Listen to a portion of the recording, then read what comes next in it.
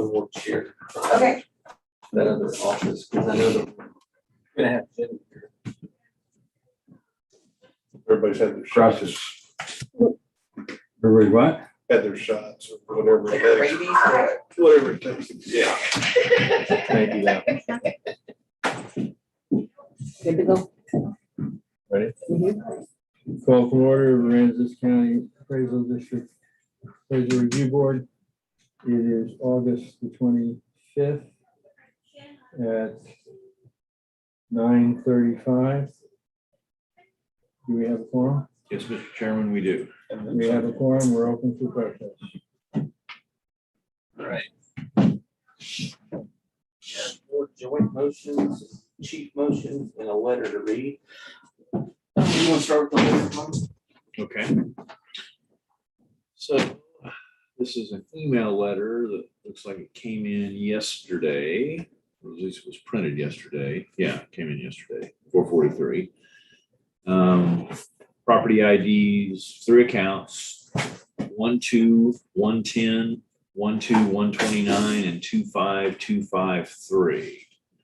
Mr. Powers, please accept this correspondence as our request for approval to proceed with our notice of protest filed on May 17th, 2021 for the above 3 accounts. We timely filed a protest via email to aransascad@gmail.com. Copy enclosed. The CAD responded via the same email address. See below. We did not see the CAD's response to our email until about 1 week ago when we were researching accounts that did not have a hearing yet.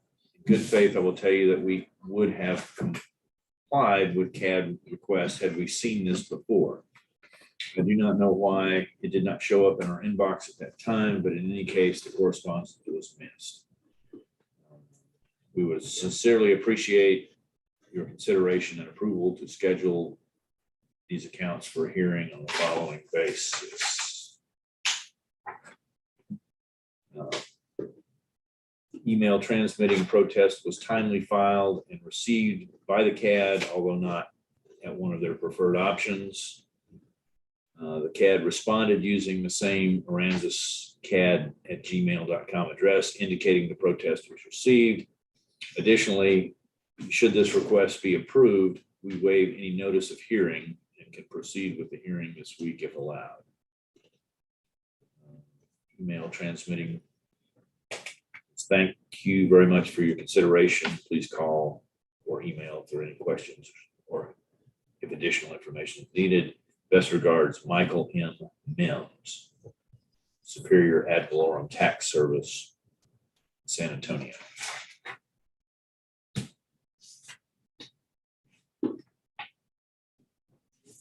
And there's just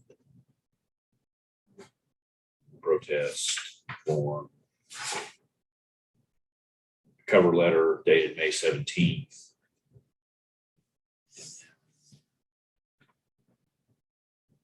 The cover letter for the email. Not my problem. You didn't check his email. Yeah. Missed it. That's Not right. my thought. Yeah. Anybody else? Nope. Okay. So I move on accounts 12110 and 12129 and 25253 that we not allow Mr. Mims, the corresponding property owners, a reschedule of their hearing. I'll second. All in favor? Aye. August. Yeah, really. May. Plus, this is kind of like your job. Yeah. I wouldn't have put that. I mean, it's one thing if it's a regular person, but this is like, it's business, I think. Anyway. Oh, well.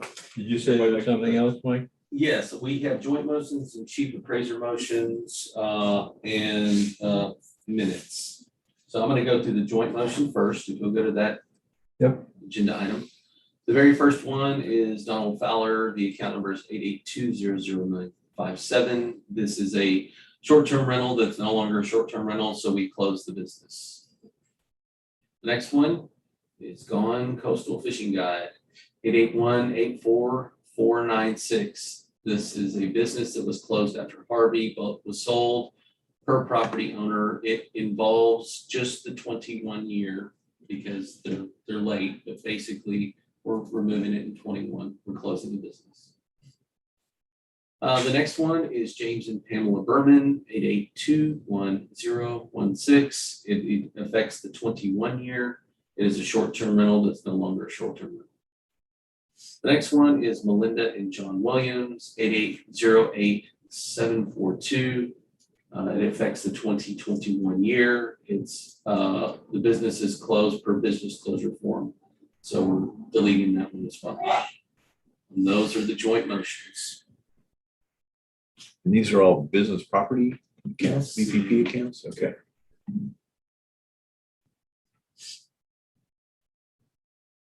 Okay, Any discussion? No. Okay. I move that we accept the joint motions to correct Fraser joint Second. chief. okay, We get the title right. Yeah. Just a We approve joint motions from August 25th, 2021. all in favor? Aye. Done. Next, Okay, the next one is the chief appraiser motion, correction of the role. The distinguishing factor between chief appraiser motion and joint motion is the joint motion, obviously, both parties are involved in the process and they agree. Chief appraiser motion is just my motion to correct a role. This one is a deletion of a business personal property.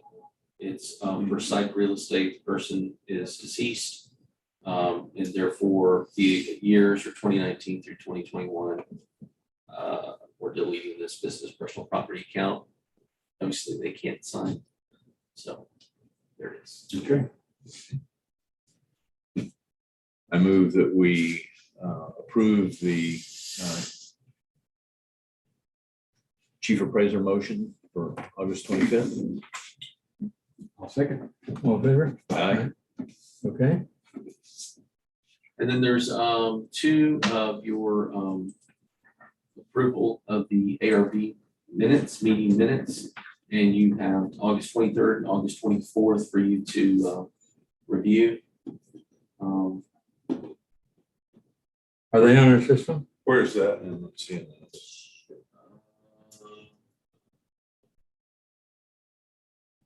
The letters to be read. I can read them aloud. Let me just read them aloud really quickly. On August 23rd, board members present, Charlie Powers, Chairman, Robert Dayton, Secretary, Kathy Hoffman, Bill Duck, Scott Wagner. Others present, Mike Soto, Beth Picarazzi. Hearings scheduled throughout the day. At approximately 2:40, a letter from Shamar Smith, number 3 LP, with the subject requesting another hearing date was read before the board by Robert Dayton. Discussion followed.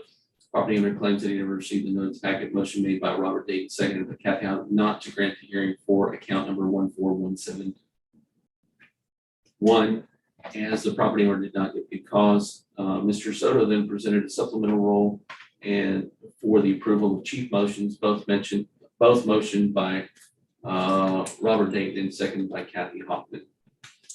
I think did you just put those in there?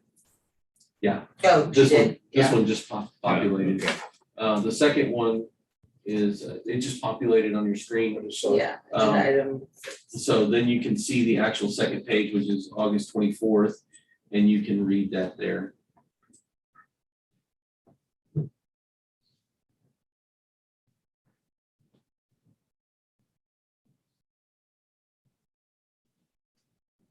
You need to approve the minutes with the motion.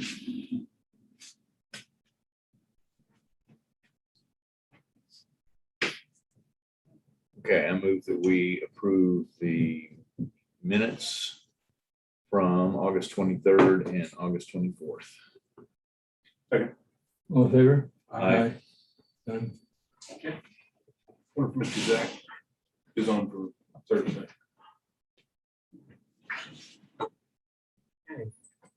The Gregory's at? Yeah. No. We have, the 10 o'clock, he has not arrived as of yet, but then we do have some of his stuff by Zoom, right? He turned me like his affidavits and stuff. Okay. Oh, yeah. We do have Mr. Burke and Mr. Evans is going to be representing the district today. Mr. Evans is our counsel, and Mr. Burke is our, as you know, commercial appraiser. So they'll be representing the district, and then whoever, I think, the property owner and the property owner's attorney are going to be representing them in various cases today. All right. Okay.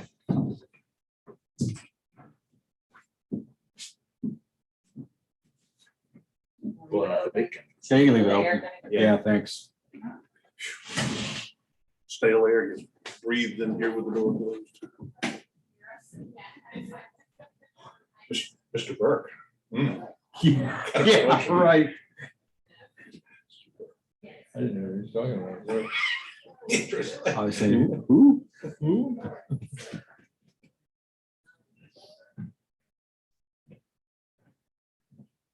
New guy, huh? All right.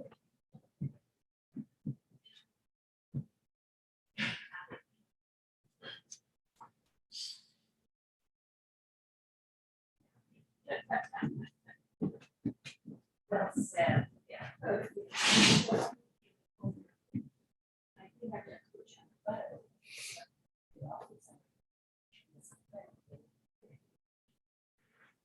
Ooh.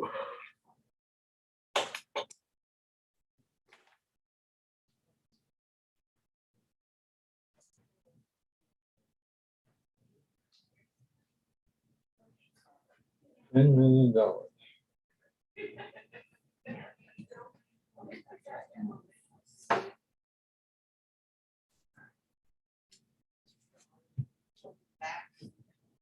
Is that the boat storage?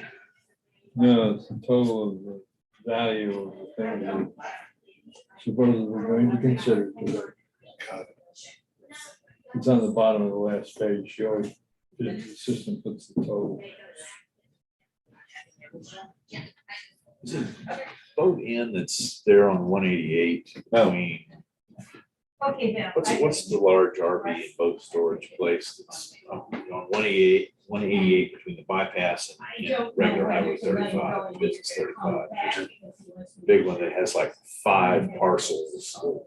We got last year. I don't even know who that is. They built that on the properties where the big fisherman. I was just saying, it used to be a restaurant. I know you're good to go, right? Hmm? You're good to go as Yeah. soon as he goes? Okay. Why? Where are we going? He's on the phone, but they want to try to set it up to where the property owner is gonna be in with him. Okay. So he wants to know what's going on, so I need to check to make sure that we're all good to go, and then, We are, I don't know about. assume yeah, I the wouldn't worry system- about Jackie, she'll be good. Okay. Yeah, I don't know. who's Wait, on nervous. first. It's nervous.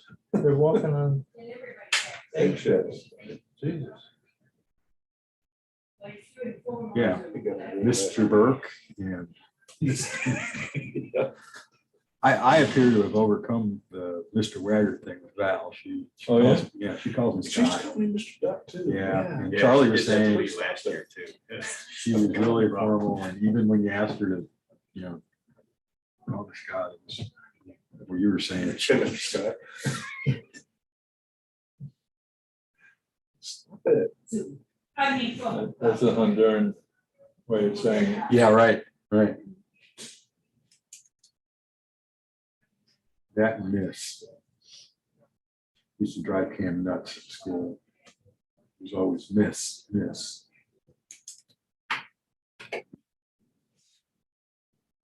Really broke my heart the first time, cute waitress or the cute chick in the whatever, call you Mr. whatever. Really? Stabbed me in the heart. Terrible. Yes, sir. Yeah, exactly. I mean, in some respects, I'll it's, tell my dad, I hate it. My dad was real, just, he was real insistent. someone younger than him, calling him Mr. Yeah. And he would sign his name in. His name was Marvin Duck. He would sign his name in at, he was tight, cheap. So he went to barber school to get his haircut. $5. Yeah. Another okay. $20 haircut. Yeah, right. $5. So he would sign his name. They make you sign, it's first come, first served. Yeah. So he would come in, he would sign his name, and he signed it, Marvin Duck. Came home one day, he was kind of drunk. It's like, what's up, Pop? He said, little girl called my name for my haircut. She called Marvin. Fix them. So the next time he went back, he signed his name, Mr. Duck. That's just my name. That was the way it was. Got born in. He was born in the Dust Bowl. He was actually born in Tennessee, but his dad, who was like 21 at the time or 22 at the time, moved the whole family to a tent city in Shawnee, Oklahoma during the Dust Bowl and the oil boom days of the early 20s. And man, they lived in a tent, didn't have a car. Got there and ended up kind of getting a car from a guy that, I don't know exactly how that worked out, but they ended up with a Model T. And not very long after that, my grandfather was working on a well, and the rigging chain, whatever that thing's called. Wraps the- Yeah. Board members, this is Mr. Jim Evans, he's our counsel. We got Scott Wager, we got Bill Dunn, Robert Dayton, Charlie Powers. Good. Spinning change. Spinning. Well, because we don't have the, Yeah, right sit anywhere. Yeah, right there. Yeah. Well, We don't have anybody in that chair. Yeah, you can sit here, right here. My or you can sit next to the sticker. grandmother's- There you go. She just kind of loopy.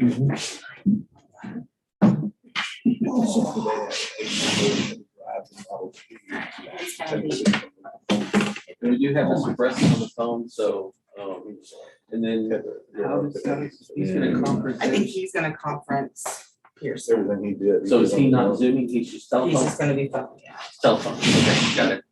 We only have a 10 o'clock docket today? Yes. Yes. Nicholas Ressi. Right. All right, should we go ahead and call him up? Very nice. Thank you. So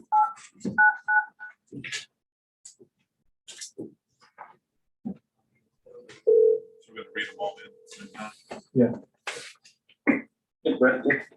in. Nicholas? Yeah, This is Charlie Powers at the Appraisal Review Board. How are you this morning? I'm doing fine, sir. I'm sorry, who's this, Mr. Powers, you said? Yes, Oh, okay, yeah, good morning. good morning. I have some administrivia that I need to go through before we get to the meat of the matter. So if you just follow along with me, I'll have some questions toward the end, Sure. okay? We're opening a series of hearings that are encompassed by case number 575, 578, 743, 746, and 747. A total of 5 accounts will be open. This hearing is being recorded. Under protest is Q1 and Q2. We are the Appraisal Review Board that will be hearing your protests today. We do not work for the appraisal district. We are appointed to perform an independent review of your protests. The Comptroller's Office provides an electronic survey for you to offer feedback about your experience today that may be accessed at the Appraisal District Office or online at surveymonkey.com/r/survey-ARB. The survey is voluntary. You also have the right to appeal our decision. Appeal information will be provided to you with our determination. I'm not sure whether you're familiar with the process, but there'll be a letter generated at the end of this hearing that contains our determination of value. It will also give you instructions and information on how to appeal if you don't agree with us. In accordance with tax code section 4145H, all written material that has not been provided must be provided at this time. This is important. Do we have all of your evidence? No, actually, my client sent a letter to the board a few months ago asking for certain documentation, and we have not received anything except notice that the district sent a letter to the Texas Attorney General's office asking for a ruling on whether or not you had to give us the documents we requested, and that's all I've heard. So I have submitted evidence, but I wanted to submit more, but can't because I haven't received the documentation requested. Okay, the significance of this is that if you don't get it into now, before the hearing is open, you cannot include it later on. Oh, yes, sir, I understand. I'm just gonna go forward with what I have. Okay. The ARB members who are considering the protest have not communicated with anyone about the protest and are signing affidavits to that effect. I, Charles Powers, do solemnly swear I have not communicated with another person in violation of tax code section 4166F as related to accounts 575, 578, 743, 746, and 747, a total of 5 accounts. I, Robert Dayton, do solemnly swear that I have not communicated with another person in violation of tax code section 41.66F as it pertains to case numbers 2021-575, 578, 743, 746, and 747. Regarding cases 575, 578, 743, 746, 747, I, Bill Duck, do solemnly swear that I have not communicated with another person in violation of tax code 4166. I, Scott Waggart, do solemnly swear that I have not communicated with another person in violation of tax code section 41.66F relating to cases 2021-575, 578, 743, 746, and 747, a total of 5 cases. All testimony from all witnesses must be given under oath. I'm assuming, Nick, that you're under oath for the duration of these 5 hearings as a result of you signing the affidavit. Do you understand? Yes, sir, I understand that. Thank you. Now, I, Eamon Burke, do solemnly swear or affirm the testimony shall present to the appraisal review board for the Aransas County Appraisal District is true and correct. This is for cases numbers 575, 578, 743, 746, and 747.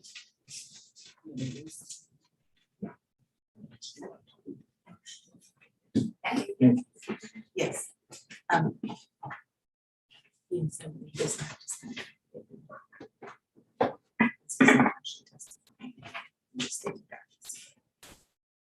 He said he's not stating facts. He will only be making a legal argument. I'm sorry, we got. Yeah, I'm counsel for the district. My name is Jim Evans for the record. I will not be presenting any factual information, no testimony. I may be making legal argument, and because of what I just mentioned, I don't believe I'm required to sign an affidavit. Okay, don't stray into the area of giving facts about the case then. I will not. Mr. Kern is trying to call in, so I don't know if we want to let Mr. Bressi know that he needs to conference him in on his side. Yeah. Okay. You want? Go ahead. Mr. Bressi? Yes, ma'am. Hi, this is Beth from the appraisal district. I just want to let you know that Mr. Kern is trying to phone in, so I didn't know if on your side, if you could conference him in.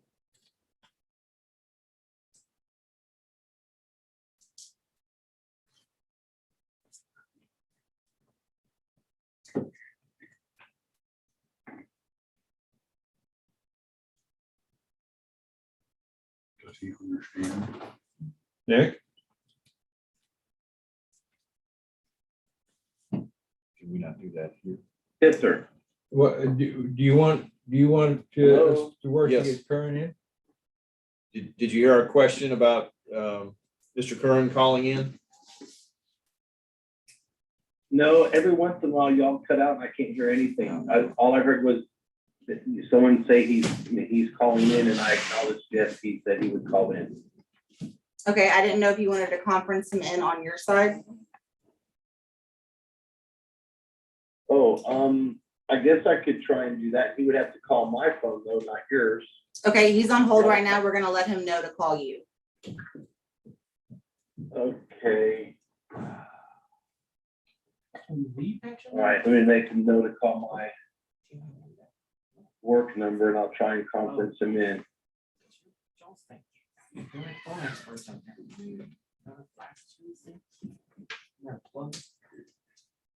She died too, though.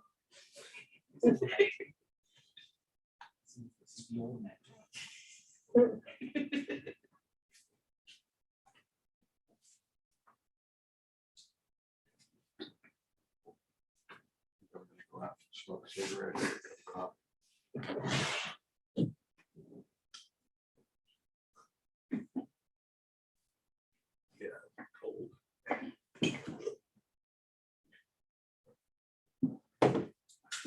I can help you out. Hold it up.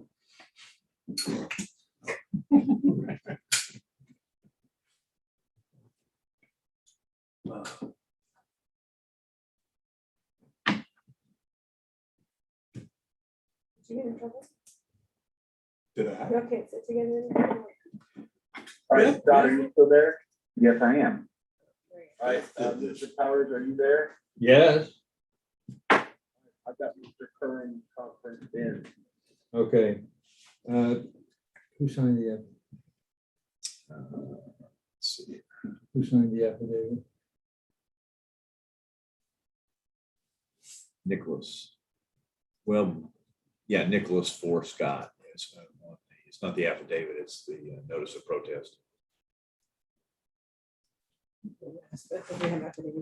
Yeah, we don't show an affidavit here.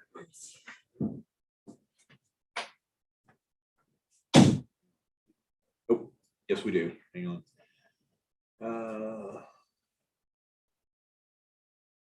Nicholas signed it. Okay, Mr. Curran?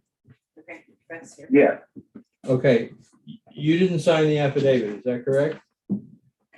Right. Okay. My attorney did. Okay. You're an observer, Okay. okay? This is important because you didn't sign the affidavit. I have no way to swear you in. Okay. yeah, that's fine with us. Okay. Do any of you hold a license or certificate from the Texas Appraiser Licensing and Certification Board? No, No. No. Okay. Nick, do you have the time limits page, the hearing procedures document that was sent out with the package? yes, sir. Very good.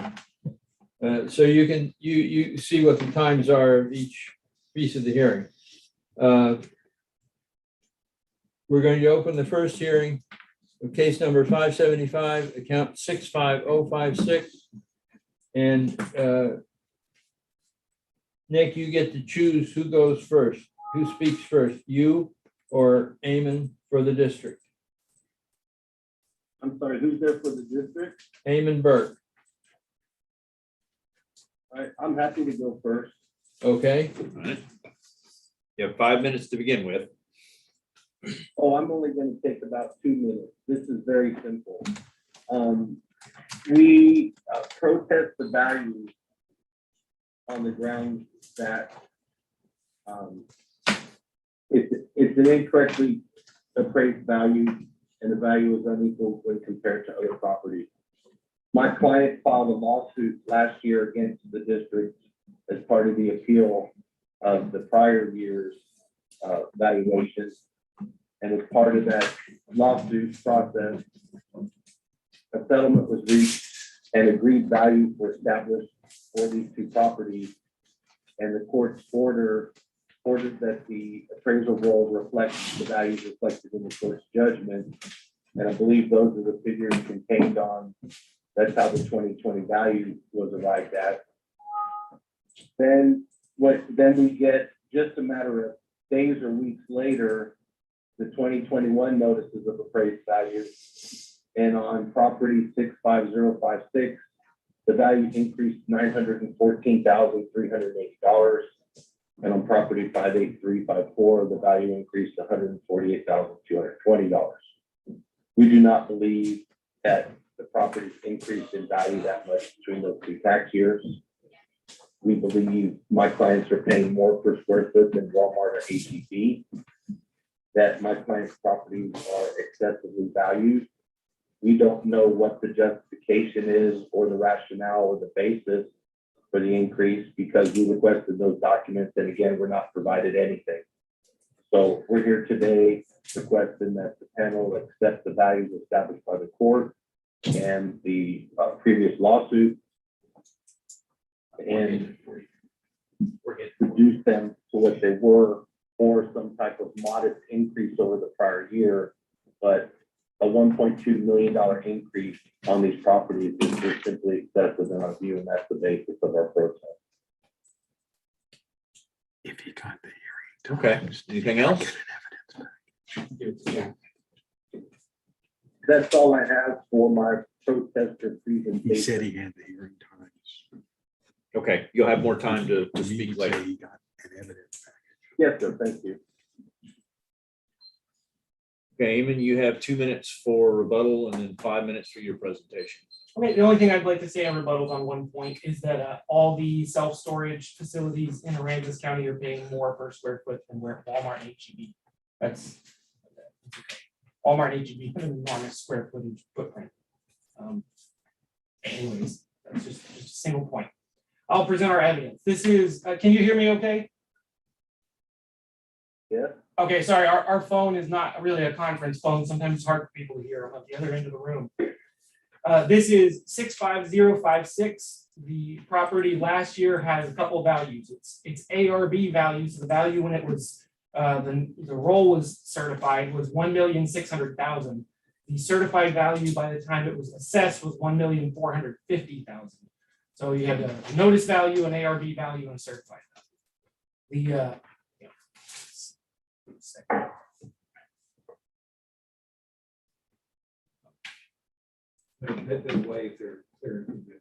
Got it. Okay. Okay. So this property was noticed this year at 2,364,380. It is a self-storage property. It's stowaway self-storage in Fulton on Myrtle and 35. This can be a little, there's some pieces to this. So if you look on the page after the picto, I actually drew a little map labeling what is what. We have a self-storage facility in yellow. That's the primary driver of value. The red box is a separate parcel that's part of the same facility, but it used to not be. And it's not been merged. The yellow or the orange is a warehouse that has a tenant, again, part of the same facility, but it's not exactly the same use. And then there's the green box is what has been determined to be excess land. More on that later. The income calculation worksheet, you're going to have two of them. One is for the self-storage facility. The other is for the warehouse. You just add them together. The rents per square foot on the warehouse is not the same as climate-controlled self-storage. The value for the climate-controlled self-storage is based on market rent of $13 a foot, market expenses of 45%, and an overall cap rate of 8.77. It gives an indicated value of 1,636,910. To that gets added, notice, there's a number that says 433,351. That is an excess land value. We'll get onto that later, as I said. Next is the valuation of the warehouse. The warehouse is valued at $8 per foot, just like every other warehouse. And that's where the value for that came from at $298,120. There is, okay, on the equity grid, you can see the other self-storage facilities, climate-controlled self-storage, they have the exact same lease rate, the exact same vacancy, the same cap rate, the same expenses. The only changes to be made to appropriately adjust them would be in square footage, which would indicate exactly the same value. There is a settlement offer, and the note says, the calculation for excess land value was including land that was already in the warehouse portion. The excess land value is for the 31,000 square foot frontage lot that's not used for the ingress or egress of the storage facility or the warehouse. That, you can see it's been highlighted. The excess land value, I actually went back. You can see on the page after that, that I did a sales comparison of vacant commercial frontage land giving a value of $4.52 a foot. So that's where that came from. Essentially what happens is there's a square footage that the self-storage unit facility needs to have parking and access and put their buildings on. And then our software is going to try and find land that it's like, well, that's way too much land for a self-storage facility. Well, because that land was what's being leased to this warehouse, it was too much. So that is basically a data error that needed to be corrected. We have no problem correcting that.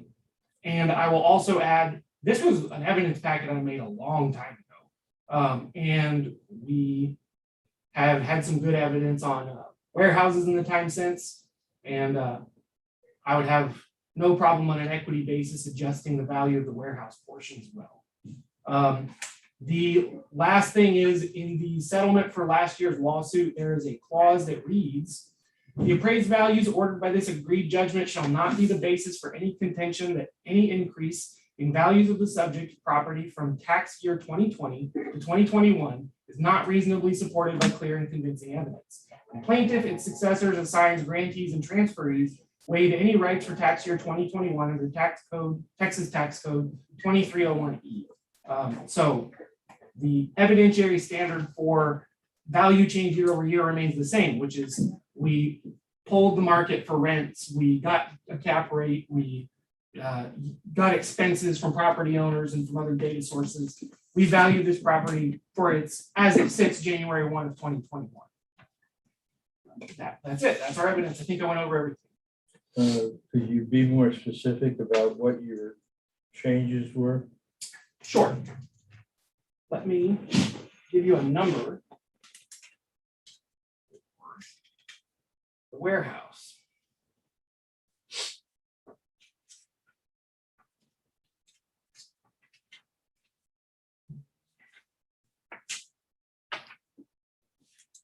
The warehouse is the 294, 120? Correct.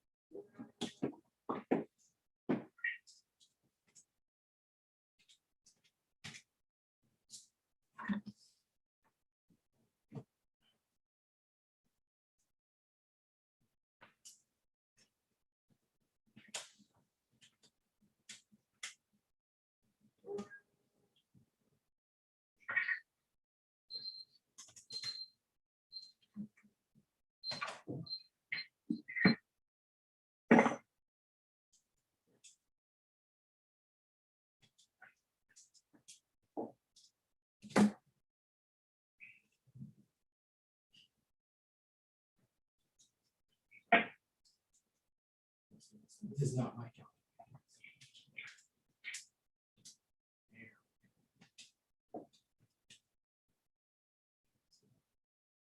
count. Y'all can proceed. Okay, all right.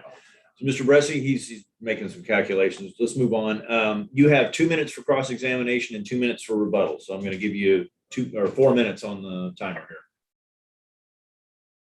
Well, I only need 30 seconds because I don't have any of the documents that they're relying upon or using. I've never received the income calculation worksheets. I haven't received any exhibits. I haven't received any documents whatsoever.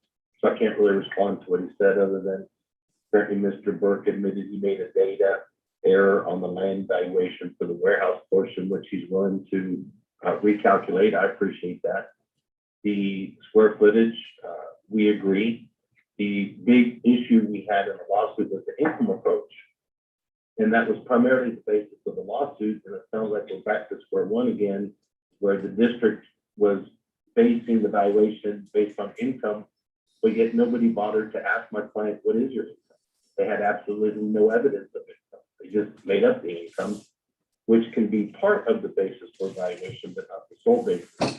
We don't have a state income tax. You can't tax someone on their income and disguise it as a property tax is the other issue we have with it. So we just still think it's excessive no matter how you calculate it. And I do agree that the judgment says we're waiving the right, we waive the right to protest under 2301E only. And that's not what we're doing here. In other words, we still are back to the square one that they had to show it was reasonably supported by clear and convincing evidence. And that's where we're at. We're not, I didn't want to give the impression we're trying to show that the judgment of agreement, we are not. Okay, What time are we in? still in his time. He's got 2 minutes left. Yeah, I'll feed the rest of my time back. Okay. One of my responses to that would be that the evidentiary standard at these hearings is substantial evidence, not clear and convincing evidence. That is an elevated evidentiary standard that is not required for an A or B hearing. I agree though, in principle. I mean, I'm being a bit pedantic, but I'm just trying to be careful. We are back to basically essentially a regular ARB hearing. Our job is to do a mass appraisal of the entire county, a single mass appraisal. And the tax code puts forth that what a chief appraiser is supposed to do is to collect market rents, expenses, and cap rate information, and to build a model that generates a value for the real property in that area that's being appraised. I am not trying to do a least fee appraisal of your storage unit. If you're overperforming the market, I don't want to value your real estate because of the quality of your management, or the value of your brand, or the creditworthiness of your tenants. The evidence that makes up that body of data is not all public information. These things are kind of dictated by law so that we can do our job in producing an accurate value of this property. Everybody would value this property on an income basis, unless you were maybe an insurance adjuster. And that's what we're trying to do. We're also just trying to be good stewards of the information we're given. We can't give you people's income tax returns, their rent rolls with people's names on them, photographs of the interiors of their buildings. Those kinds of things are not shared with us with the intention of them becoming public information, or even worse, their competitors' information. So our data does exist, and what's been presented, I'm not sure if you got our evidence packet, but it has been transmitted that we did submit an evidence packet, and the evidence for this one is a little more exhaustive than normal. Nick, didn't you get the evidence package? You said you had the hearing times. That was in the same package.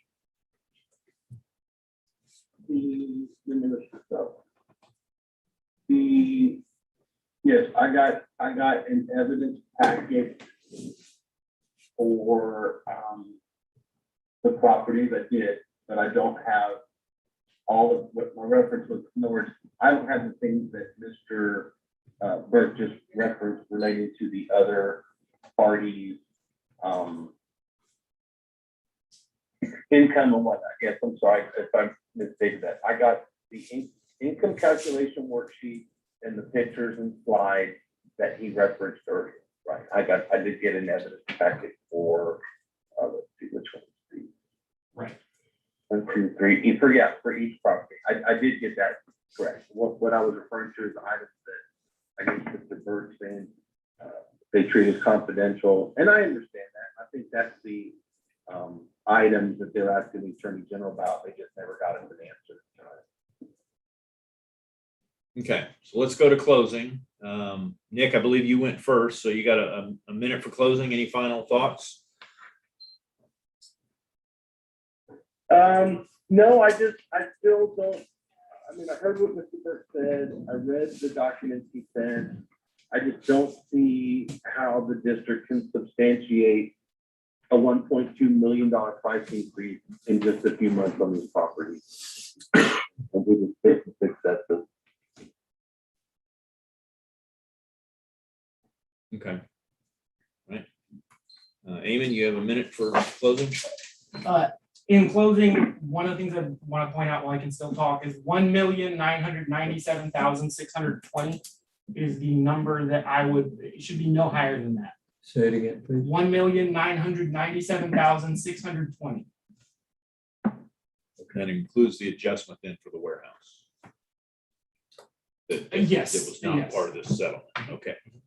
And as far as our valuation year over year, this is the value for the property as it sits January 1st of 2021. I think we've presented a preponderance of evidence for that. That's all. Okay. That's our time. It's pretty standard evidence package here. Yeah. Yeah. I just, Can I request you repeat the number? Apparently, Mr. Burke finished his calculations to adjust for the warehouse and had a number, but I didn't quite hear that. Okay, yes. $1,997,620. All right, thank you. okay, so I just want to make sure I've got sorted out which is which. So case 575, account 65056. Looking at the picture, it's everything except the thing called separate parcel. Separate person. Okay. Thanks. Okay. I have Okay. no issues with. Bill? Bill? Yes, fair 100%.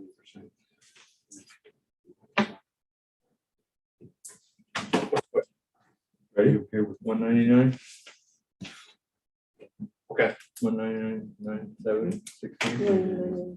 So I'm going to make a motion on case ID 2021-575, account number 65056. When considering Q1 incorrect appraised market value and Q2 appraisal ratio exceeds the median level of appraisal or the equity value, I move that we lower the 2021 assessed value from $2,364,380 down to $1,997,620.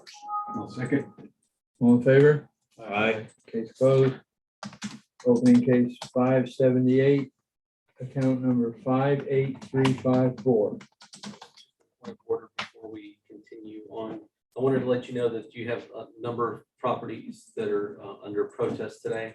And for several of the properties, Mike, let's wait until these actually come up. We're not at peers for voting. Got it. Yeah. Okay. Sounds good. Thanks, Mike. Yeah. 578, who goes first? Nick? Would you like to go first or would Yes, you? sir. Yeah, so this is the property ID 58354. Basically, if you look at the packet, it's the building in the rear at the corner at Myrtle and 10th. And the main adjustment seems to be on the building, as best I could tell. And again, the income, the operating expenses, I guess, were guesstimated there. We think this one too is a little high. I mean, 300,000 adjustment, 240 on the structure, approximately 60 on the land. It looks like the land remains the same, but they raised the value of the structure, 148,220. When these are simple metal buildings with insulated walls. They depreciate in value. Overall properties may increase the value down there. I guess that, but this one standalone building, we don't think increased $150,000, which would be, double what it previously was almost in 1 year. So again, we just think the building valuation excessive on this one too. We request to be lowered back to something reasonable in the neighborhood of 350.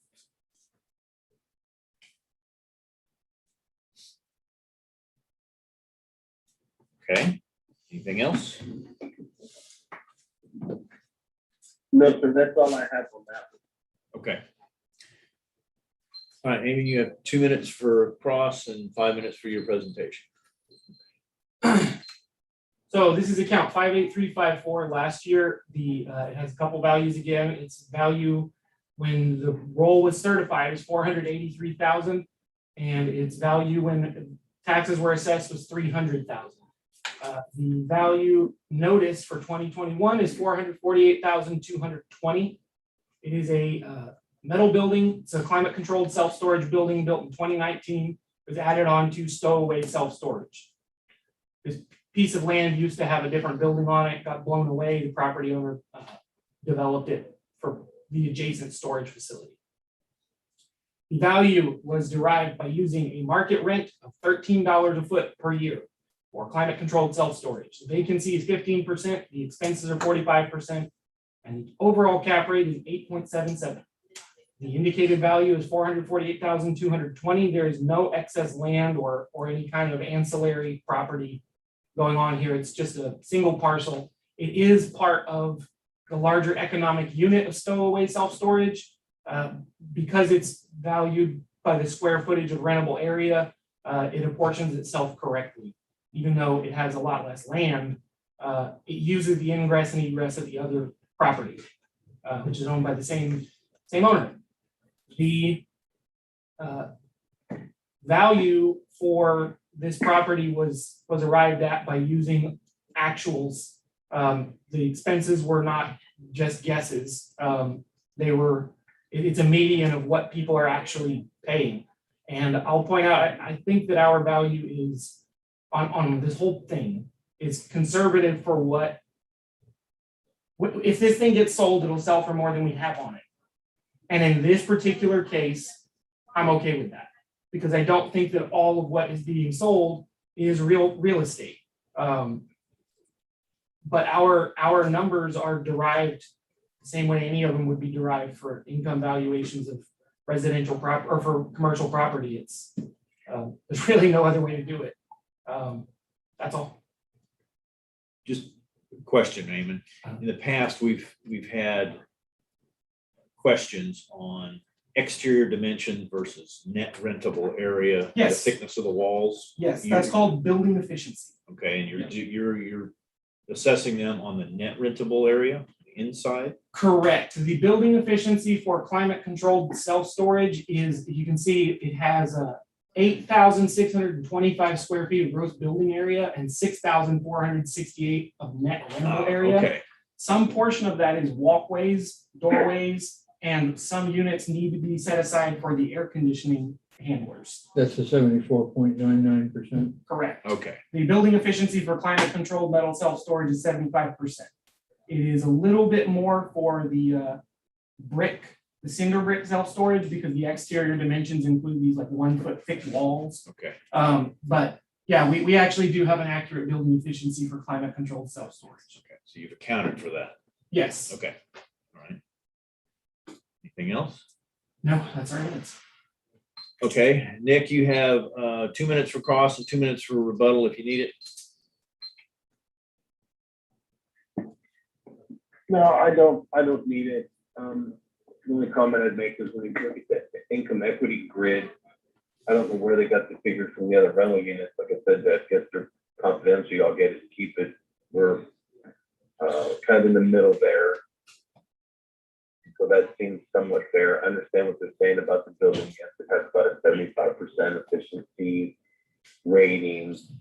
But again, we just think it's excessive. I mean, that one building, you can't really, I guess you should sell by itself, but who's gonna, you can't operate that building as an independent, storage facility. It's part of the larger tract. You can only access it to the front gate.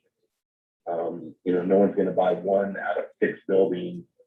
And, if you took that building valuation and multiplied by the rest of the buildings, the overall package would be, almost 2.7, 2.8 million.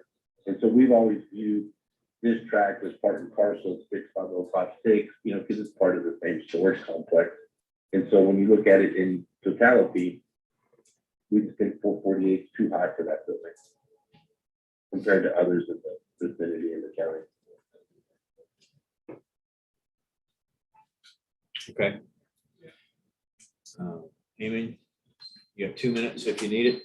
I agree that this property is ancillary to the rest of the block. The stowaway is one economic unit and should be valued as such. I don't think that this entire property should have its net rentable area value dollar for dollar in comparison to this one, because some of the rentable area and the square footage of the buildings on the other parcel are warehouse property, which is less per square foot. Traditional self-storage, there is not all climate controlled self-storage. And what's that? I think it is. I think that there's a couple of units that have exterior doors. If you look at the unit, what they call building B, faces Myrtle. On the picto, you can see there's exterior doors there.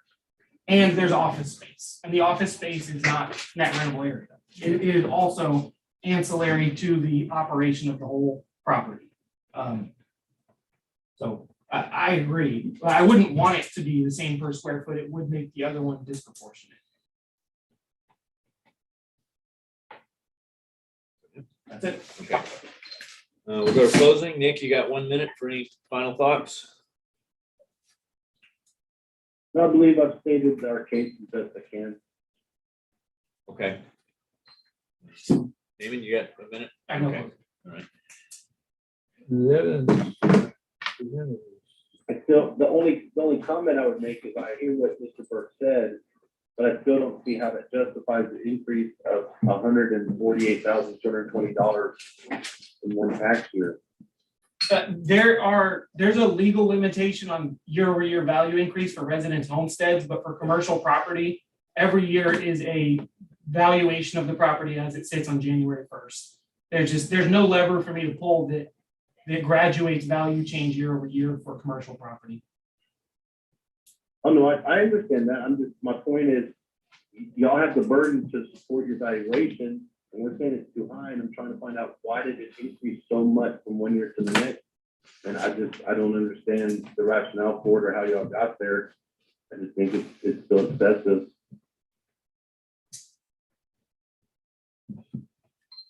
Okay. If I may address the board on that, this is just simply an argument we make. Like Eamon said, each year stands on its own. The value is what the district testified to the January 1st, 2020 value, regardless of what it was for any other year, because any other year doesn't matter.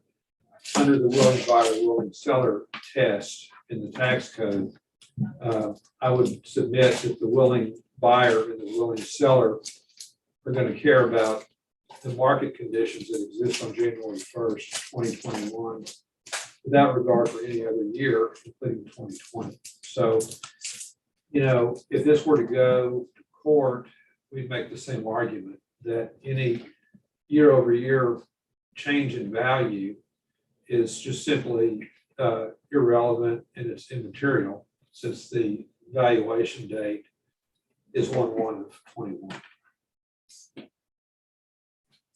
Okay. Question. I know land is not the driver of value here, but is there a check the box? Would that do anything for economy of scale for the land? Since you have two parcels? So when you do an income valuation, the land is included, it's subsumed into the whole calculation.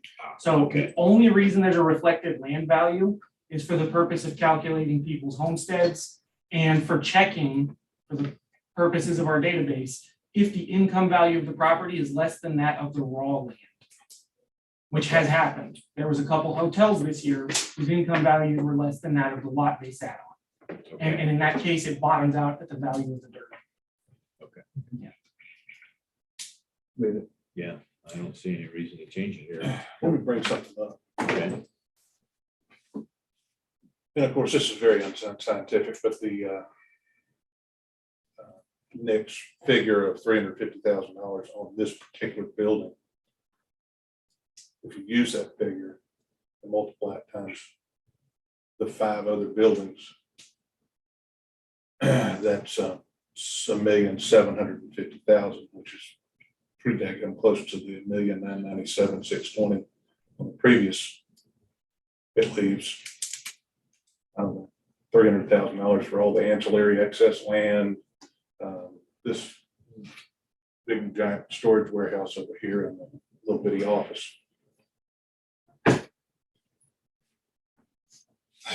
Yeah, 350 is not reasonable. Using Amon's number.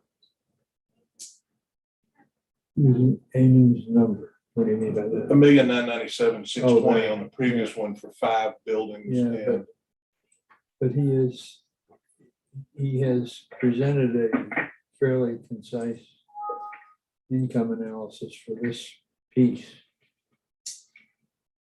Which, you have to challenge one of his that's his number. elements of this piece That's his income for the same for the properties, for the rest of it. for the rest of them. Right. So if you take 350 here, plug it in up here, you're at $1,750,000 for the 5 buildings, not taking into consideration excess land, warehouse, and an office. It's 6 buildings. 1, 2, 3, 4, 5. And warehouse. No, Oh, I'm I'm not sorry. taking into consideration the warehouse. I'm just doing these 5 buildings that have probably 30 or 50 or whatever. I mean, I don't know how many stalls are in each one, but But his calculation, I assume, included warehouse and excess land. it the did. $1,997,000. Yes. Oh, I get that. I get that. So subtract the $1,997,900, $2 million from $1,750,000, and that would probably get real close to covering the rest of it. That's kind of how I got to 350. There you go. Looks like 4 of those 5 warehouses are a little smaller And than. He's not being I mean, scientific, right? I'm not being scientific either. Yeah. Plus, that one had 2 windows. I think, I personally think it would, Make a motion then. I'm gonna make a motion then on case ID 2021-578, account 58354, when considering both Q1 incorrect appraised market value and Q2 appraisal ratio exceeds the median level of appraisal or equity value, that we maintain the 2021 assessed value at $448,220. I'll second. In favor? Aye. I'm gonna be the longest dissenter. One opposed. Three, Okay. 3 in favor, 1 opposed. Next case will be 743, but we need to take a 5-minute break. Yeah, I'm sorry, I'm having trouble hearing you guys again. The next case is what number? 743, account 19778. We're gonna take a short break. But we're gonna take a short break before that. Oh, yes, sir, that's fine. I'll just hold on the line here. All right. Yeah. I'm fine.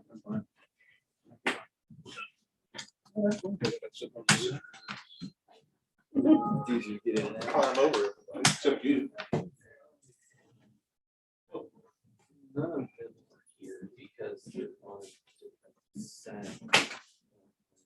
Hey, Scott, if you're still listening, I guess you can hang up because we're gonna take a break and then do Larry's case. Okay, I'll do that, Nick, and I'll talk to you when you're done. All right, sounds good. All right, thanks.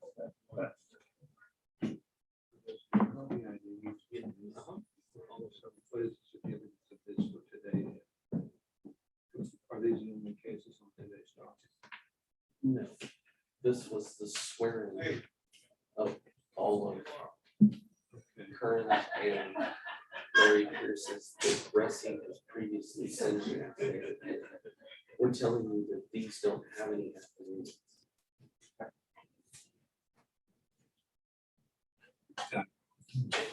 They don't have affidavits. Can they testify? No, it's gotta be sold. Because it's gotta be sold. So what's the difference? What is this bond? What that was separated out. Which is this, right? He sent this letter that included. He included all of these, which, if I'm going down the list. we could- So let me show you this. So let's see. So that's this one. It's right there. Yeah.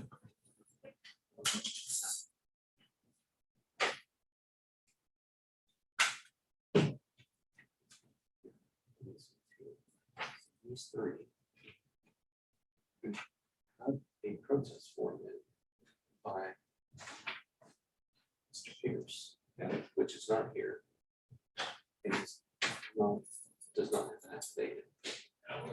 But they were also, there's also affidavits apparently that they presented for each one of these things. So let me go here. And go just into this one, 4-3.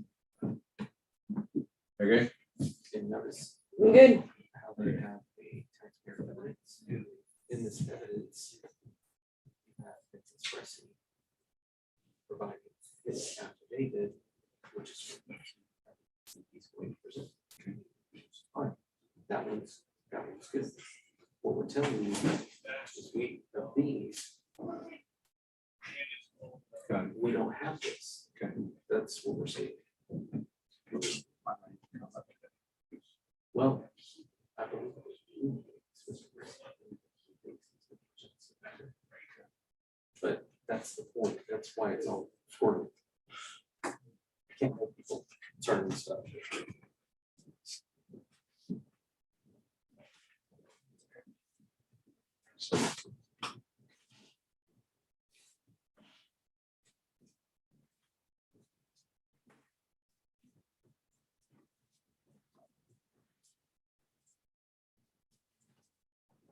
I did over 100 crunches today, so actually 200 crunches today. So 200. well, different kinds of setups. He's referring to Nestle's crunch. Ah, yeah, that's right. Uh-huh.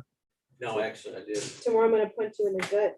Oh man, I could already feel it. I'm working out with my daughter, and she is working me over. And 17-year-old triple All-American cheerleader that can do backflips and all. She's super core strength.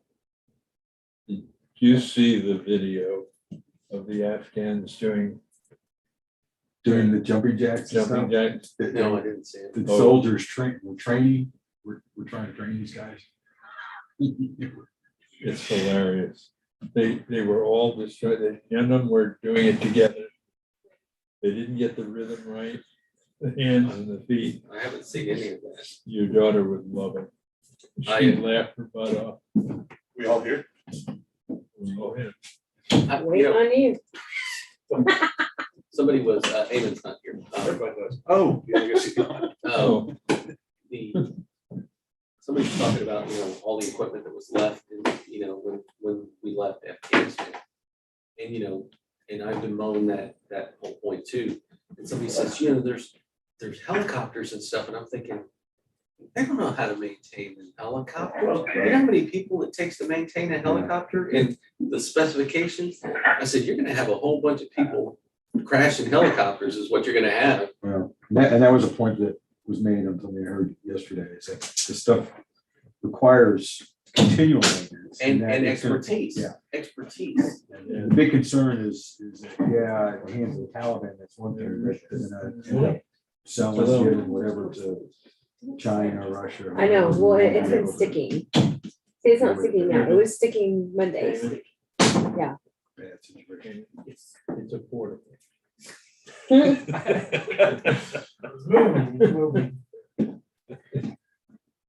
Could you feel me when I was kicking the pitch out there? Door slam. Yeah. The whole building goes. Okay. Opening a hearing on case number 743. Account 19778. Nick, you want to go first? Or you want Amy to go first?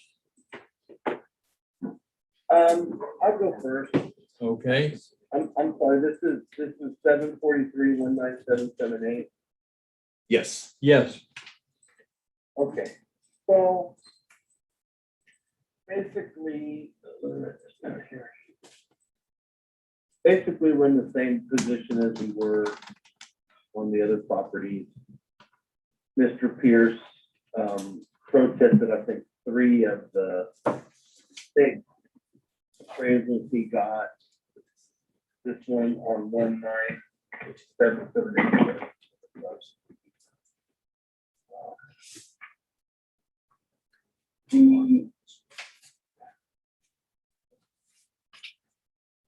The increase from last year, 639,510. This one includes 4 large buildings and 6 smaller ones.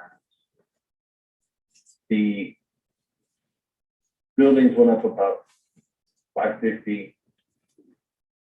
And the property went up 50. And again, we kind of look at all these as one economic unit when you put all these together, and that's why there's just 3 of the 6 being protested. We don't have a problem with the depreciation applied. Again, keeping an eye on the local rent rate. I think that's in line. The efficiency rating, we don't have a problem with.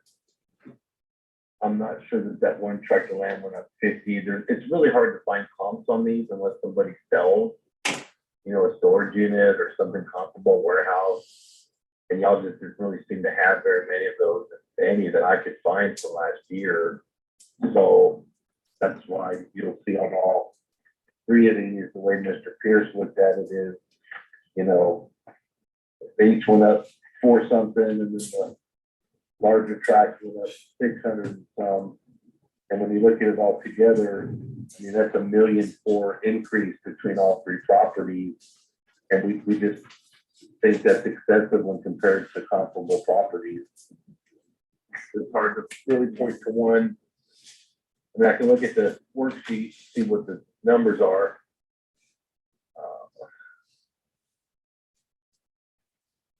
It's just, you really have to look at all 3, right? To come to the total. And that's Mr. Pierce's point, is when you put them all 3 together and look at it, a $1.45 million increase across there, we just think is excessive for 1 year. I mean, you're talking about evaluations that were, let's see, 2, 3, 4, 5 point something million, now you're up to 6.5. That's a huge jump for 1 year, like 25%. You just think that's excessive.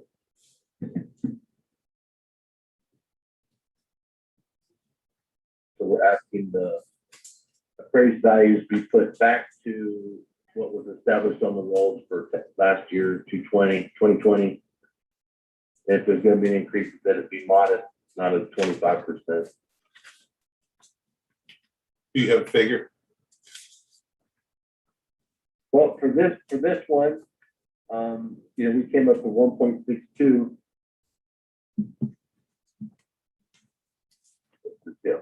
Wait, I'm sorry, we're on 19778. Yes, sir.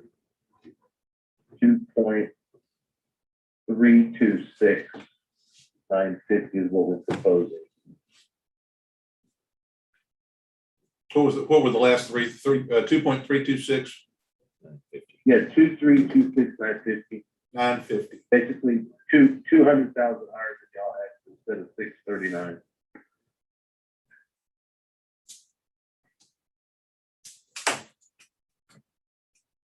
And then you're gonna hear basically the same argument across the board for the other two. You think that make the $150,000 to $200,000 per property increase is more reasonable than a 400 and 600 per property. I'm confused. I don't understand what we're hearing their case on. It's the property of the steep.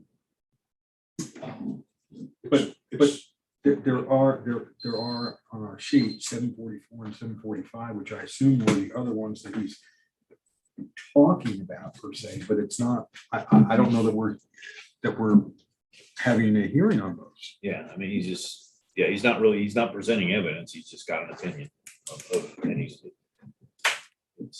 we're looking at 743 now. But yeah, he's going back and adding up totals and There's his several opinion is different it's pieces of property. too high. That's interesting. If he's going to protest it, he can protest it. He didn't protest it. I'm sorry, I'm out of line because it's not our time. Didn't No, it's not in the 6 or the 5 that we're hearing. 746 and 747 are not the other. No, Oh, they're not. You're right. 744 and So 745 are. We are dealing only with 743. Right. At the moment. At the I moment. think I can clear that up a little bit. So there's gonna be 3 hearings this morning, correct? On this, boat-in property? Is that what we have on the docket? Yes, And yes. there's other, He protested 3. got it. Okay, and the reason he's bringing up the other properties that are not under protest is because they are part of a single economic unit that is the boat-in. So when the property owner and when any buyer or seller would to think about this property, they would not buy this parcel by itself. They would buy it as part of boat-in. Boat-in, I think, is 7 parcels, maybe it's 6. One of them is Mr. Pierce's residence. That would not be part of, it's kind of a nebulous thing if you would buy that and, I don't know, turn it into an office or something, I don't know. But for the most part, that's not considered part of the boat-in. But when he's thinking about it, it's hard to segregate out just this parcel when he's thinking about his expenses and his rents and all that stuff that is shared with the entire business. That being said, they are permitted to protest just subsections of their property. And that is all we're discussing is the value of this one parcel.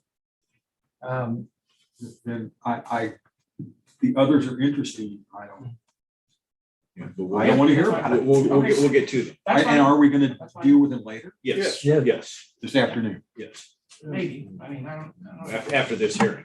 So, Amy, you got 2 minutes for, Wait. The other two are the two up here, And are we going to hear those this Yes. afternoon? 58427 and 47312 on your sheet, this sheet right here. There are 2 more at 10. So Those are 2 other We're going to pieces. hear these other 2 pieces. it's all part of voting. Okay, That's correct. There's 7 parcels between all of the property. One of them is Mr. Pearson's ex-wife's residence is how it's used, even though he owns it, pays taxes on it. So we did not protest 4 of the 7 because we didn't dispute the evaluation the district had on those other 4, just these 3. But we do look at it as a single economic unit. Mr. Burke's correct, they're all, the incomes combined, the taxes and expenses, the expenses and maintenance of all the buildings are combined, just one, it's treated as one business. And so that, how Mr. Pierce looks at it is, as one See it? entity, and I understand it's divided among. See where the 2 are? Business. You look at it in total. These he other adds 2, up those 6 and but I don't see 4. Is the residential parcel, is it Mr. Pierce's residence or the residence of a manager for this property? Whose residence is it? What is that building for? So there's one parcel, it's not an issue in the process, but just, to answer your question, his ex-wife lives on one of the parcels. Is she the manager of the boat facility? I do not know that. I know he does have family that works there. I believe the daughter, her daughter-in-law. I'm not sure the wife's role. Oh, okay, and Larry doesn't live there. No, I do not believe that. Sorry. Okay, all right. Okay, let's get back. Okay, I'll present our evidence Track for here. this. So this is 19778. Last year, this property's market value when assessed was $2.1 million, $2,126,950. But I will point out, last year, this was noticed at $2,766,460. This year, it was noticed at $2,766,460. It was not because nothing happened. There was analysis year over year, and the result of the analysis was no substantial change in the model for boat storages. Essentially, once we got everybody's actuals and rents and expenses, and then some sale prices, our boat storage valuation model was just accurate. It was just working, and there was no reason to change it for 2021. That being said, this property is being valued for 2021 as it sits. The rent for boat storages in Aransas County hovers around 4. Some are as low as 3 and some are almost to 5. None, as far as I know, are over 5. The expenses are 45%, vacancies 15%. There are properties, the majority of boat storage is like this, their vacancy is less than that. But we're working on a median of the whole county. And some have some vacancy issues. The value indicated by that is $2,766,460. And I will point out that as a whole economic unit, when you have a property this big, you actually have the opposite of what you see in land or inventory. The size of the business is an economy of scale. And the scale indicates typically lower cap rates because the business is more efficient, more dispersed. It's you're leveling out your risk because you have so many more clients, and there's efficiency built into having employees do multiple things. The equity grid just shows other boat storages. What that's going to illustrate is the equity comps have to be, it has to be a median level of appraisal of similarly situated properties appropriately adjusted. The appropriate adjustments in this case would be to adjust for the square footage. If it's bigger, it should be more. If it's smaller, it should be less. They're all the exact same lease rate, expenses, cap rate. If there's an excess land value, that's included. The subject has a tiny excess land value. I will concede that is, I don't even know why it has an excess land value, to be honest. That's such a minor thing, $9,000. There's a settlement offer on there for a different property. It was included as like a data error. I will point out that offer for 70971 is a real offer, but it's just a different property. Nothing to do with this one. That's all. That's our evidence. The property as a whole, the way we would value it, and the way most everybody I've spoken to would value this property, with very few exceptions, is to value the entire thing on its rentable square footage, and then apportion it to each parcel based on how much net rentable area is in that particular parcel. As a result of that, since this is all being calculated off of net rentable area, you don't really have to do much of anything other than note how much net rentable area is in this parcel. There's no, you don't have to do the whole thing and then subdivide it, because you get the same answer. One thing divided into 5 and 1/5 of the whole is the same thing. So that's why we haven't presented evidence for the entire building.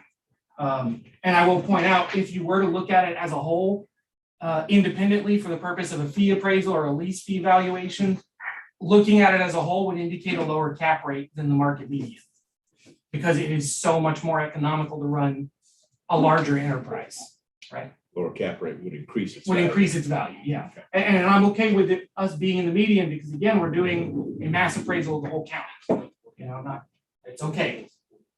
This is a good boat storage, I like it, I think it's running it well and it's doing well. I'm just trying to value the real estate. Is the excess land the pond? I believe it might be, and it should, that's not excess land. I don't really see any excess land on here. I would have no problem taking that 10,000 off. Okay, because I didn't see any except the pond. Right, and the pond is, it serves a purpose, yeah, Yeah. to keep the water out of the storage. So you wouldn't have a problem saying, what is it? No, in fact, I'm gonna put a note in this to 9,017? keep an eye on that.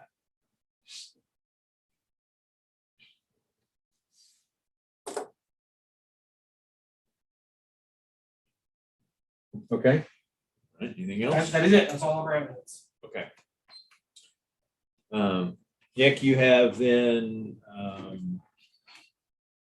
2 minutes for cross and 2 minutes for rebuttal.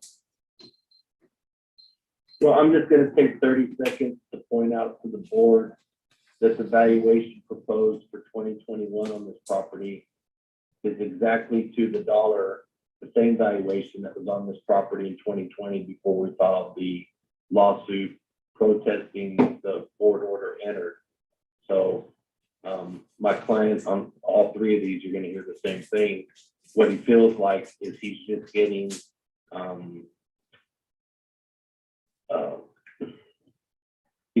dished back to him the same valuation before his last lawsuit.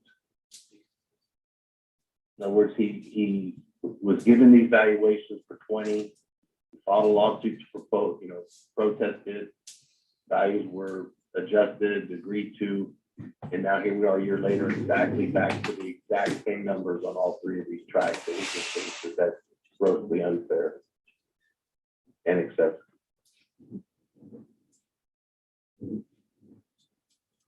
Okay. Anything else? No, sir, that's all I have. Okay. Amy, you got 2 minutes for rebuttal if you need it. Yeah, I'll just make it clear that year over year, we have a whole portion of our calendar that's analysis. And in that analysis, we may find that the values are higher, lower, or stay the same. The property value staying the same is not an invalid result or the result of work not being done. It's an answer. And the answer is it's the same number. And it's okay if it's the same number. It's okay if it's higher and it's okay if it's lower. The value arrived at in terms of a lawsuit settlement is not required to be derived via USPAP standards of methods of mass appraisal. But our January 1 values of market value are. We can't say, well, I would like to mitigate the chance of a lawsuit by just lowering this value for 2021. We have to put an actual market value of what the property is worth as it sits every year on January 1st. And this year, we went back and looked at our boat storages with more information, and our model was working fine. If anything, we're undervaluing the bigger, nicer ones. That's all. We have a couple of seconds left. I just want to add that parties are motivated by different things when they settle a lawsuit like we did in 2020. The risk of paying attorney's fees, court costs, et cetera. Those things factor into decisions that are made to settle cases. So I don't think relying on the 2020 agreed judgment does anybody any good in this year.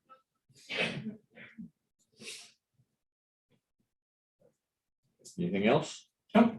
Okay, we'll go to closing. Nicholas, you have 1 minute for closing. Any final thoughts?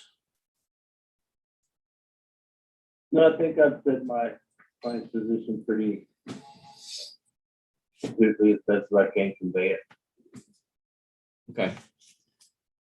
Eamon, you got a minute to close if you I need have it? no clue. Okay. That's our turn, our time. 2,326,950. That's it is the way it is. But the problem I'm having is this. It's all feeling. What? It's all feeling. Yeah, I mean, there is no evidence presented. Yeah, if you can dispute a number, say, you said X, I say it's really not X, it's Y, and take that through the calculation and you get a different number. That I can understand.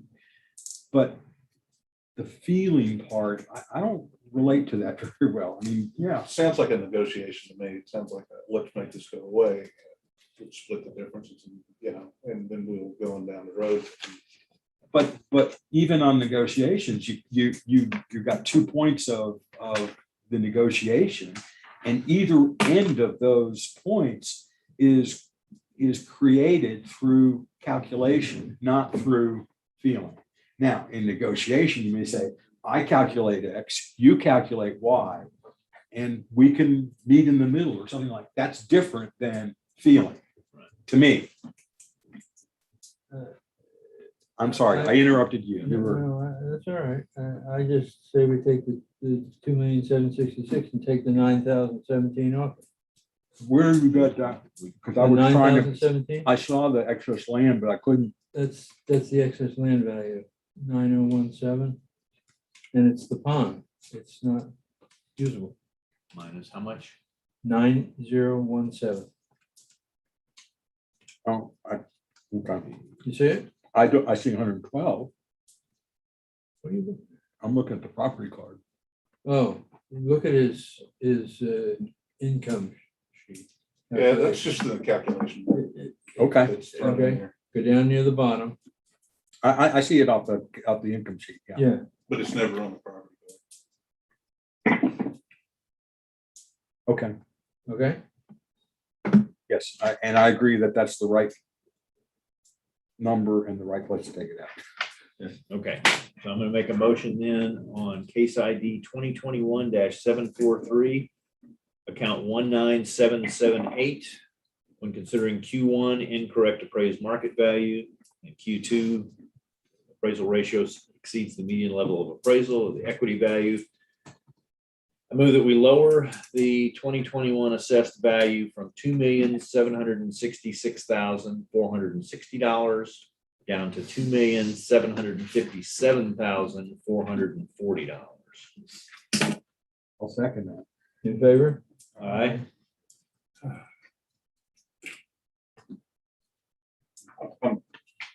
One opposed.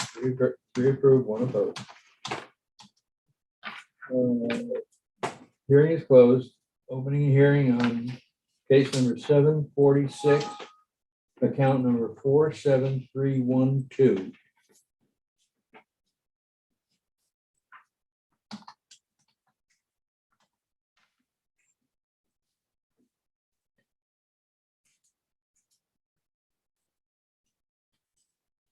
Nick, you want to go first? Yes, sir. Okay, you have 5 minutes. So I want to expand a little bit on my comment about my feelings. My feelings are based on the 9 months I spent litigating these values from September of 2020 to April of 2021 in the lawsuit. It's just, I don't want to rehash all the evidence we put in that case. Again, the valuation for this parcel, what they did is they just put it back to where it was in 2020 prior to the lawsuit, based on the single economic unit theory of these properties. When you put them all together, we believe it's excessive when compared to the values are unequal when you compare it to other properties, and we believe this is correct appraised market value. And we welcome the input of 12 citizens from Aransas County sitting as jurors to ultimately decide the valuation of these properties. That's all I have. okay. Eamon, you got 2 minutes for rebuttal and 5 minutes for your presentation. Okay. So for what it's worth, I think that the process of valuing commercial real estate is best done by well-trained experts and not a democratic collusion of people. Okay, so the value of this property, the property ID for this one is 47312. Last year it was noted or certified at $1,575,900. This is another portion of boat in. This year it was noticed at $1,988,720. You can see on the income calculation worksheet, there is 95,927 square feet of net rentable area. That is it's a lot. There's a lot of storages on this parcel. The rent rate is $4 a foot. It's unclimate controlled, which is boat storage, 45% expenses, 15% vacancy, and it's given a market cap rate overall of 8.77. That's where the number of 1,988,720 comes from. On the next page, you can see from an equity standpoint, as far as being equal and uniform taxation, our values do play into that. Every other property that is a boat storage, it's a boat self-storage, was given the same lease rate, the same cap rate, the same expenses. It doesn't matter if the property was litigated last year or not. That's not real estate. That's not real property. I'm valuing the property as it sits on January 1st. Every other boat storage was valued the exact same way. And it's based on a mass appraisal model of boat storages in this county. That's my job. The settlement, there's no settlement offer on this, and then there's a sales ratio report at the end of this. This is all of the income valued properties in our county and the sales that we have of those properties, no matter what they are. And our sales ratio, our weighted mean is 1.01. So the income valuation is working because that's how people buy and sell these properties. They buy it because it's an investment. I think that our value on this whole unit, this whole facility in general, is conservative. And as far as last year to this year, this is just a value for this year. And everybody, it wouldn't be fair to give people values that are arbitrarily pulled out of our mass model just because they were litigated last year. Everybody else gets, if the litigation ended up changing our model, giving us information that changes our the facts and reality of the marketplace, then it would affect everybody. If enough people come in and tell us, hey, look, I didn't pay that for this. That's not what my rents are. Everybody's value changes. But this property our valuation was fine last year and it's fine this year. That's pretty much our position. We're not trying to stonewall anybody. I just want to point that out. We're not trying to undo something. This was the result of year-over-year work. It's just, I think our valuations were working and they're still working. If anything, we're a little light. So that's our position on it. Anything else? Okay. So Nick, you got 2 minutes for cross and 2 minutes for rebuttal. You need it? I'll be brief. Mr. Pierce feels like that lady, the 84-year-old lady who they said apparently was told after hearing, I'm going to get you next year. I'm going to adjust you next year. That's where he feels like he's at.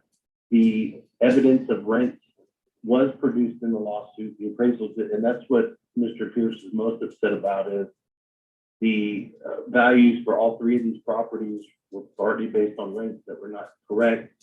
He produced to the appraisal district in the lawsuit tax return and rent roll. So the district had in their possession when they issued the 2021 notice of appraised value, the actual rent rolls and income and expenses for all of these properties, but yet they just put them back to where it was in 2020. And he believes that that's an incorrect appraised value and the value is unequal when compared with other properties. Nick, this is Charlie. The problem I'm having is that you seem to be quoting all of this evidence of numbers that are different, numbers that are wrong, numbers that were provided, but we don't see any of it. You say you come before us with you feel that this is too high, but you claim to have information that would be relevant to the subject. Why didn't you bring that with you? But the district already has it in its possession. this board does not have it in its possession. This board is looking at, this board is looking at evidence presented by Eamon, which is coherent and makes it a very plausible story. And we have nothing on the other side. I'm sorry about that. I respectfully disagree that the Aransas County Appraisal District has this evidence in its possession. And if I could be really honest with y'all, we feel honestly that our chances of adjusting these values are better in front of a jury than in front of this panel or board. All right. Who's next? Is that it, Nick? Yes, sir, that's all I have. Okay, so Eamon, you got 2 minutes for rebuttal if you need it.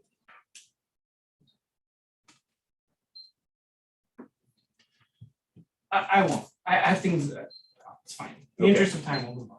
All right, we'll go to closing. Any final thoughts, Nick?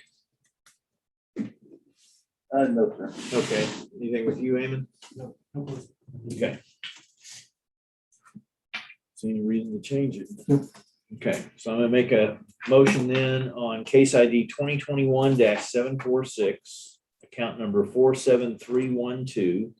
When considering Q1 incorrect appraised market value and Q2 appraisal ratio exceeds the median level of appraisal, the equity value, move that we maintain the 2021 assessed value at $1,988,720. In favor? Aye. Case is closed. Opening case ID 747, account 58427. Nick, you want to go first? Yes, sir. Again, this parcel, the value was put back to the exact penny that it was for the 2020 valuation prior to the lawsuit filed. We're relying upon the evidence presented to the Aransas County Appraisal District in connection with the litigated case to establish the actual values and rents. And we believe it should be established at $1,447,150.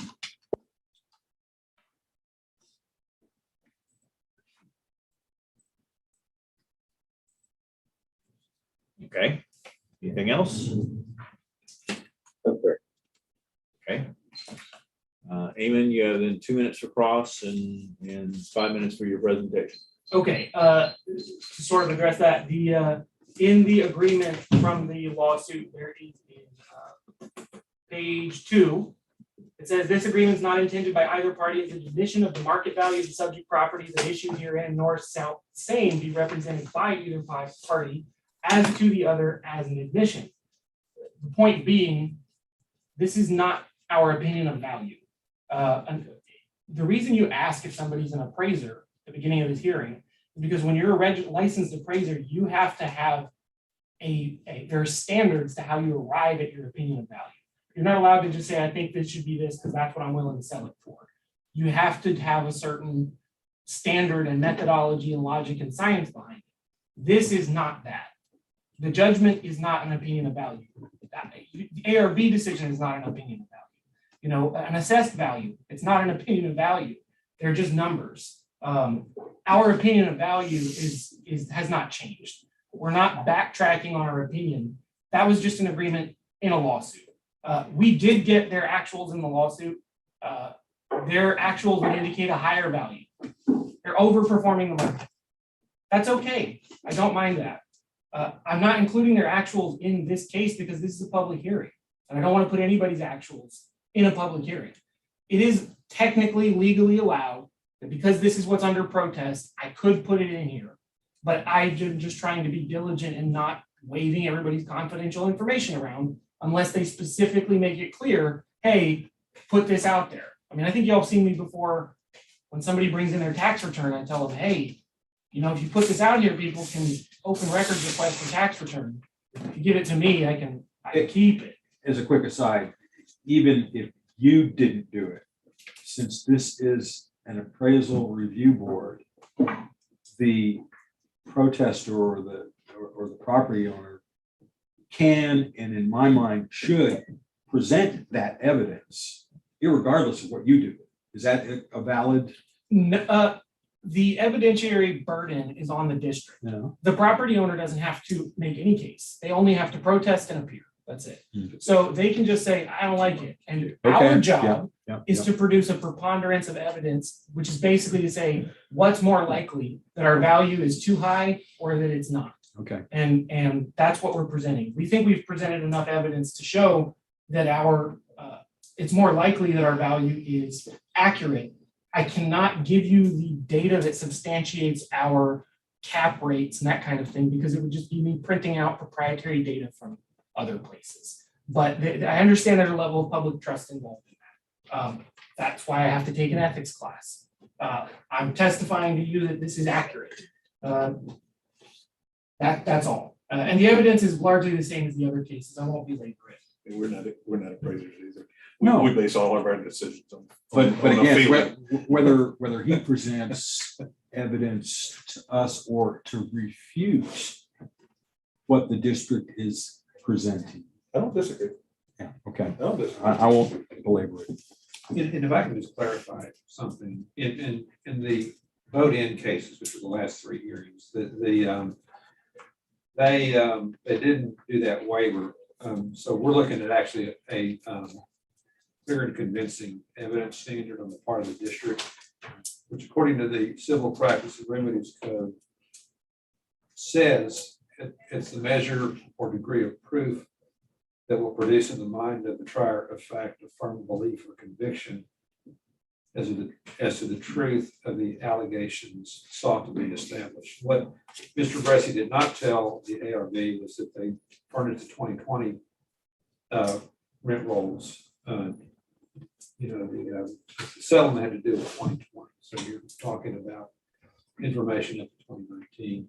2020 would be more germane. He did not tell you that his client furnished that information at all. And you heard Mr. Burke's testimony, his numbers, and we believe that according to the definition, that it's enough to produce in the mind a firm belief or conviction that the district's numbers are correct, especially with the fact that the property owners have produced virtually nothing in terms of what is helpful to the ARB. We respect those. Thank you. Okay, anything else? Nothing. Okay. So Nick, you have 2 minutes for rebuttal if you need it. Well, I would just point out, I'm not sure who made that statement, but he's correct. I mean, when you're appraising the value as of January 1, 2021, if you're considering rent income, what evidence are you going to consider? The best evidence would be the prior year's rent. Unless you're going to go ask the person, I think the best thing to do is simply go to the property owner and say, would you please tell us your current rent roll for the year? And ask the property owner to furnish the information. That's never happened to any of my clients. So we are where we're at. Mr. Burke is correct. We don't have to do anything except appeal. The burden's on the district. And all I can say is Mr. Pierce is looking forward to having 12 citizens of Aransas County establish the value of this property.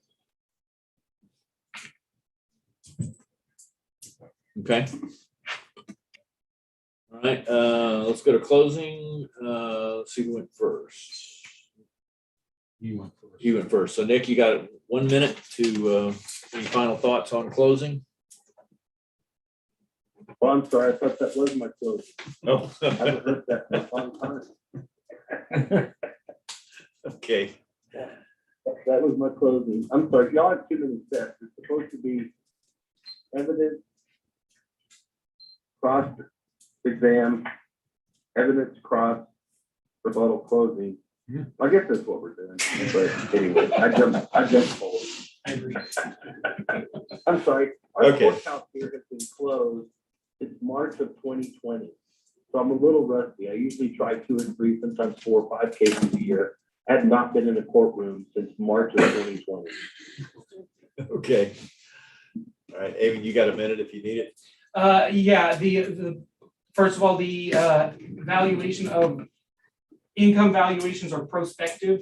You know, you use next year's expected rent, not last year's rent, for a lot of reasons. The other thing is I do plan on starting to make a more regular practice of sending out surveys as far as lease rates and that kind of thing for our data collection year over year.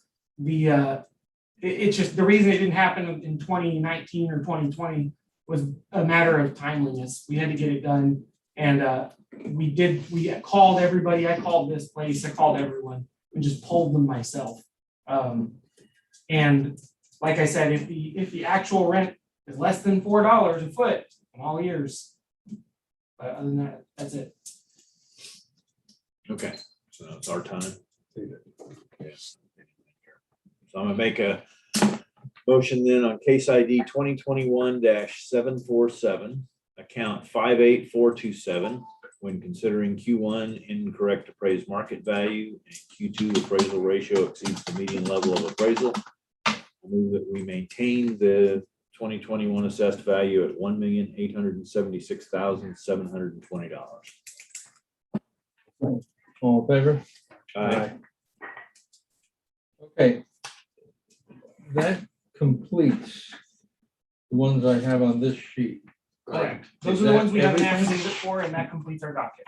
That completes the You docket. should ask Mr. Bressi, or Mr. Bressi, this is Mike Soto, the chief. I have 4 other account numbers that we do not have an affidavit for. Are you no longer, is Mr. Pierce no longer protesting those, or what?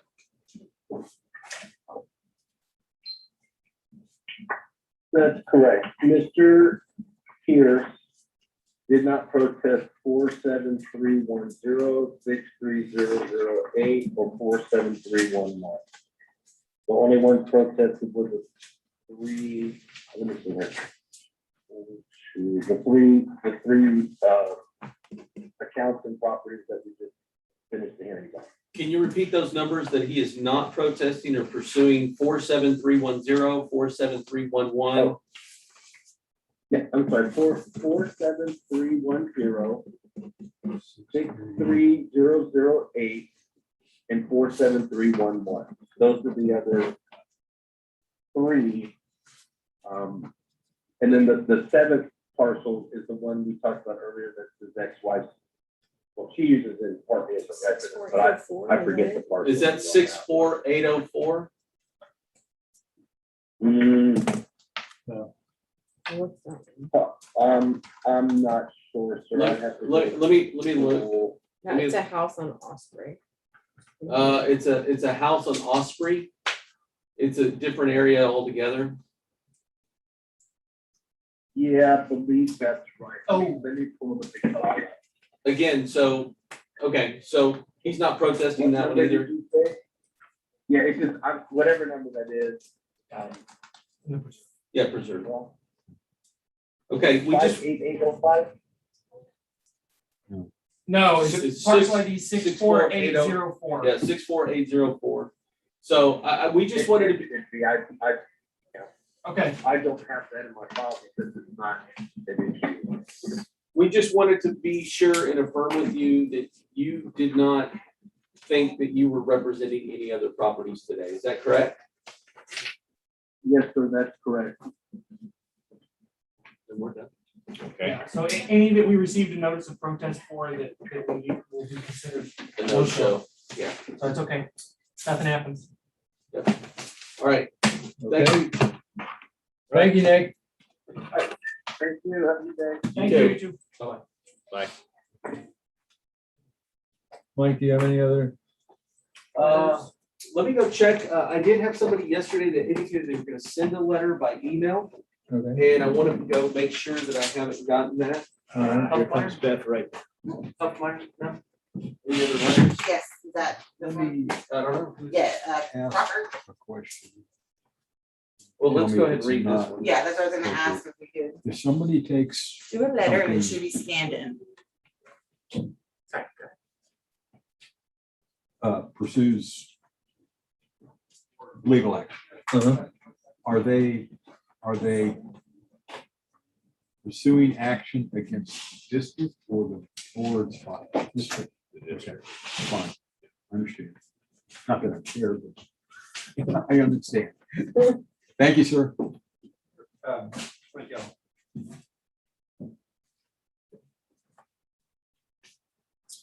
Okay, we have a letter dated today. Came in via email. This is property ID number 19570. Property owner Steve Crocker, yes. Judy Crocker.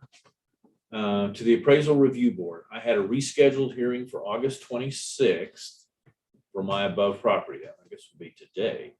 I've been in the hospital with COVID and pneumonia. I am attaching my hospital record where I was discharged Friday, August 20th, with an oxygen machine. I'm not able to travel at this time. I'm kindly asking that I get a rescheduled hearing in the fall at your convenience. I appreciate your consideration. Steve Crocker, and then there is a attached image that I can't It might be in the actual tablet. see, but. Yeah, it is. Okay, It's, the resolution is difficult to read, but I believe it's, I believe it. oh, no, yeah, further down, it's readable. Oh, yeah. It's huge.